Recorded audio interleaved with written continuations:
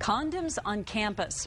That's what dozens of parents wanted to discuss at a meeting at APS headquarters tonight, only to find out they weren't going to have a chance to speak and that the school board had already made a decision. News 13's Ian Swartz has details on the condom controversy and all the confusion surrounding it. Sidestepped and ignored. That's what some parents say about the move to allow condoms and birth control to be handed out at some Albuquerque public schools. Full house at the APS School Health Advisory Council meeting tonight.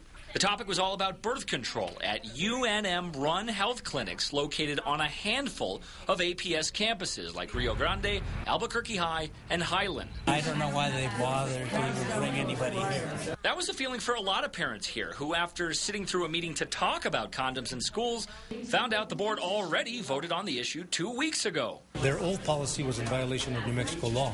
That's why they made the change. The old policy said contraceptives could not be handed out in schools, period. The new policy says they can't be handed out by APS staff.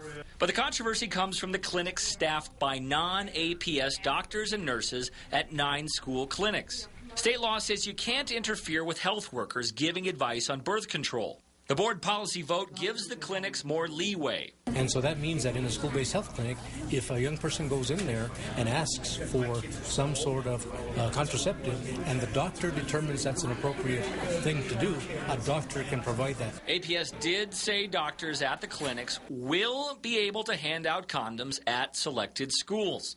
The district will not notify parents if their children seek out birth control at the clinics since they are run by UNM.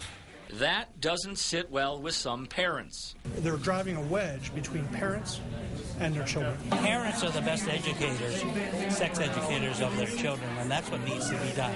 Others say students should have options. To protect them from disease and unintended pregnancy. To offer them anything else is irresponsible and dangerous. Now, we wanted to know if those UNM-run clinics have actually dispensed any birth control on APS campuses in the past 2 weeks. 2 board members and an APS spokesperson each said they didn't think so, but they weren't sure. Back to you. All right, Ian. Well, one of those school board members also said he thinks APS could have done a better job of letting parents know about this policy change and that it doesn't mean condoms are being passed out in the hallways. Officers